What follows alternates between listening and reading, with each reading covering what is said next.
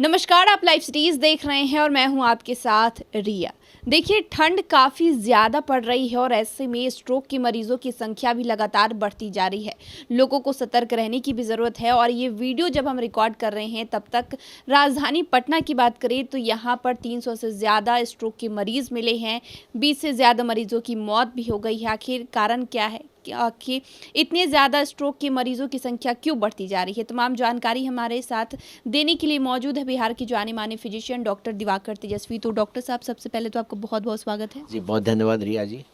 Doctor साहब, लगातार जो है स्ट्रोक की संख्या बढ़ती जा रही है, मरीजों की संख्या अस्पतालों में बढ़ती जा रही है।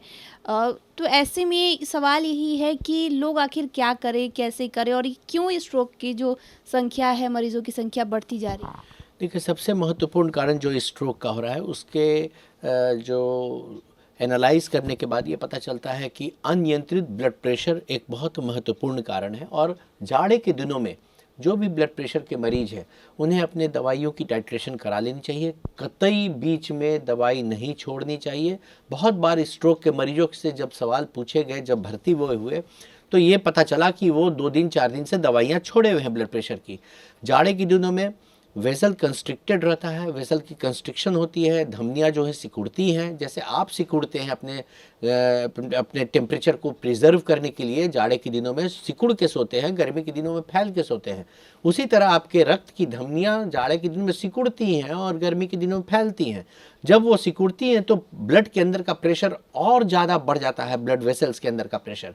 और यदि उसमें ऐसे ही बढ़ जाता है जब जाड़े के दिनों में ब्लड प्रेशर, और यदि उसमें आप दवाई छोड़ देते हैं तो इतनी ज़्यादा ब्लड प्रेशर बढ़ जाती है कि ब्रेन के अंदर जो नलियाँ हैं, प्रेशर हैं, वेसल्स हैं, उसमें वो कैपेसिटी नहीं रहती उसको कंट्रोल करने की, और ज़्यादा ब्लड प्रेशर होने से नस फट सकता है और ब्रेन में हेमरेज हो सकती है।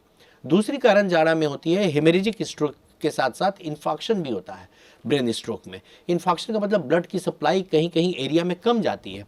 जाड़े के दिनों में जैसे मैंने पहले बताया कि वेसल्स सिकुड़ते हैं, तो वैसे में क्या होता है कि वेसल सिकुड़ते और माइक्रोवेस्कुलर सर्कुलेशंस कहीं ब्रेन के अंदर में जो आर्टरियाँ, जो ब्लड वेसल्स जा रहे हैं वो और सिकुड़ जाती हैं। तो अगर पहले से उसमें अंदर में नली पतली हुई है तो और उसमें ब्लड की सप्लाई कम जाती है किसी एरिया में, तो इन्फेक्शन भी होने की संभावनाएं जाड़े के दिनों में बढ़ जाती हैं। तो इस तरह से दोनों हेमरेजिक स्ट्रोक और इन्फेक्शन दोनों ब्रेन स्ट्रोक के कारण बनते हैं। और अगर वो समय पर उसकी इलाज नहीं होती, उसमें मॉर्टेलिटी, मृत्यु दर बहुत अधिक होती है।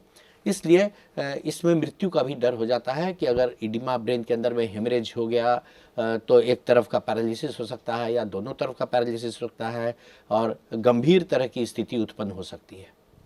इसके अलावा अगर मैं चाहूँ कि आप बताएं कि आसान भाषा में ये भी समझाएं हमारे दर्शकों को कि अगर स्ट्रोक हो रहा है, ब्रेन स्ट्रोक की समस्या स्टार्ट हुई है किसी को, तो लक्षण जो है वो कैसे पहचान सकते हैं? देखिए, स्ट्रोक अगर ब्रेन में आ रहा है ना, तो सबसे पहले तेज दर्द होता है। दर्द के साथ साथ उल्टियाँ होने लगती हैं या जी मितलाने लगता है कि उल्टी होगी, ऐसा मितली जैसा लगने लगता है। सर के पीछे बहुत, आँखों के पीछे बहुत तेज़ दर्द होता है। और कभी कभी फिर जब इस तरह के ब्रेन में सूजन आती है तो नेक रिजिडिटी होती है, गला जो है टाइट हो जाता है। अगर आप गले को ऐसे करेंगे तो आसानी से ऐसे मूव नहीं कर पाता है, अगर अंदर के अंदर ब्रेन में इन्फ्लेमेशन होता है तो ये सब लक्षण अगर आ रहे हैं तो इसे गंभीरता से लेने की आवश्यकता है और तुरंत बीपी नापने की आवश्यकता है। और जाड़े के दिनों में नली सिकुड़ने के साथ साथ जो विस्कोसिटी होती है ब्लड की, जो जितना पतला ब्लड होता है उतना आसानी से वो फैलता है और रक्त का दौरान होता है। जितना उसमें गाढ़ापन आने लगता है, जाड़े के दिनों में थोड़ा गाढ़ापन भी ब्लड में आने लगता है और उस कारण से भी ब्लड की सप्लाई ऑर्गन्स में कमने लगती है और जिस कारण से इन्फेक्शन होने की संभावनाएं बढ़ती हैं। तो इन सब कारणों से जाड़े के दिनों में रोगियों की संख्या इन्फेक्शन की या हेमरेज की बहुत बढ़ जाती है। डॉक्टर साहब, इसके अलावा बहुत बार कहा जाता है कि जितने भी बुजुर्ग लोग हैं या फिर अन्य बीमारियों से भी जूझ रहे हैं, सर्दियों के मौसम में जो सुबह की एक्टिविटी है वो थोड़ा लेट करें, ऐसे में अगर स्ट्रोक के मरीज मिल रहे हैं तो उन्हें किस तरीके की सावधानी बरतने की ज़रूरत है, या फिर जो बीपी के मरीज है उनको क्या करना चाहिए? देखिए, सबसे पहले तो जाड़े के दिनों में अपने चिकित्सक के पास जा करके बीपी नपा करके अगर उससे टाइट्रेट करना है, अप टाइट्रेट करना है, दवाइयों की पावर बढ़ानी है, बढ़वा लें। दूसरी, अपने को एकदम ठंड से बचा करके रखें।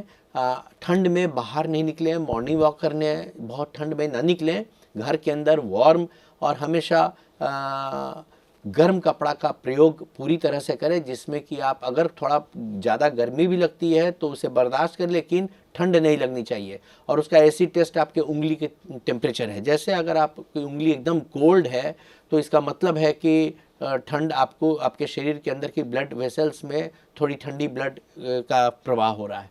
तो अपने को वार्म करके रखें अगर ज़रूरत पड़ता है। और अभी जैसा कोल्ड वेव चल रहा है उसमें आपको हो सकता है कि रूम के अंदर हीटर ह्यूमिडिफायर के साथ हीटर की व्यवस्था करनी पड़े, या जो आग का तापना कहते हैं उस तरह से अपने बॉडी को हीट करके रखना बहुत आवश्यक होगा। तो शुक्रिया डॉक्टर साहब, जो आपने जानकारी दी है उसके लिए बहुत बहुत धन्यवाद। जी बहुत धन्यवाद आपका। तो आप डॉक्टर दिवाकर तेजस्वी को सुन रहे थे, जिन्होंने पूरी जानकारी हमारे साथ बढ़ते हुए स्ट्रोक के बारे में साझा की है। इस विषय में आप क्या सोचते हैं, हमें कमेंट कर जरूर बताएं। चैनल को सब्सक्राइब कर ले, फेसबुक पेज को लाइक कर ले। वीडियो देखने के लिए आपका शुक्रिया।